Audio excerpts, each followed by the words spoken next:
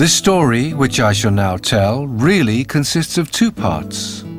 The first part might be left out, but it gives us the particulars, and these are useful.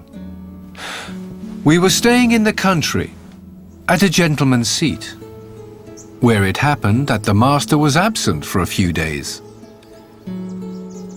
In the meantime, there arrived from the next town a lady. She had a pug dog with her, and came, she said, to dispose of shares in her tanning yard.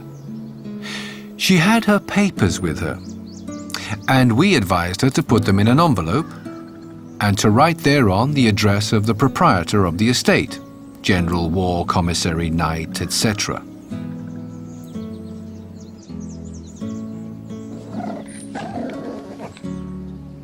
She listened to us attentively, seized the pen, paused, and begged us to repeat the directions slowly.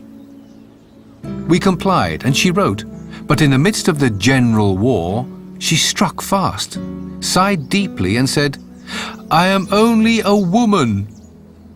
Her puggy had seated itself on the ground while she wrote and growled, for the dog had come with her for amusement and for the sake of its health, and then the bare floor ought not to be offered to a visitor. His outward appearance was characterized by a snub nose and a very fat back. "He doesn't bite," said the lady. "He has no teeth. He's like one of the family, faithful and grumpy. But the latter is my grandchildren's fault, for they have teased him. They play at wedding and want to give him the part of the bridesmaid, and that's too much for him, poor fellow." And she delivered her papers and took Puggy upon her arm. And this is the first part of the story which might have been left out. Puggy died. That's the second part.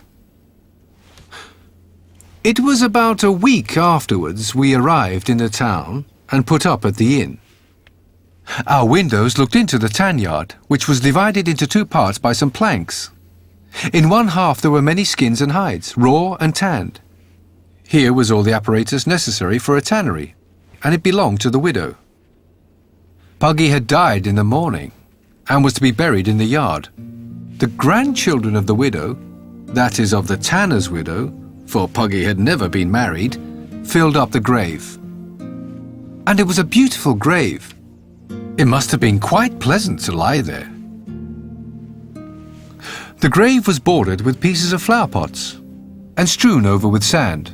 Quite at the top they had stuck up half a beer bottle with the neck upwards, and that was not at all allegorical. The children danced around the grave, and the eldest of the boys among them, a practical youngster of 7 years, made the proposition that should be an exhibition of Puggy's burial place for all who lived in the lane. The price of admission was to be a trouser button, for every boy would be sure to have one, and each might also give one for a little girl. This proposal was adopted by acclamation. And all the children out of the lane, yes, even out of the little lane at the back, flocked to the place, and each gave a button. Many were noticed to go about on that afternoon with only one bracer, but then they had seen Puggy's grave, and the sight was worth much more. But in front of the tan yard, close to the entrance, stood a little girl clothed in rags, very pretty to look at, with curly hair, and eyes so blue and clear that it was a pleasure to look into them. The child said not a word, nor did she cry. But each time the little door was opened, she gave a long, long look into the yard. She had not a button, that she knew right well, and therefore she remained standing sorrowfully outside, till all the others had seen the grave and had gone away. Then she sat down, held her little brown hands before her eyes, and burst into tears. This girl alone had not seen Puggy's grave. It was a grief as great to her as any grown person can experience. We saw this from above. And as looked at from above, how many a grief of our own and others can make us smile. But that is the story. And whoever does not understand it may take a share in the tan yard.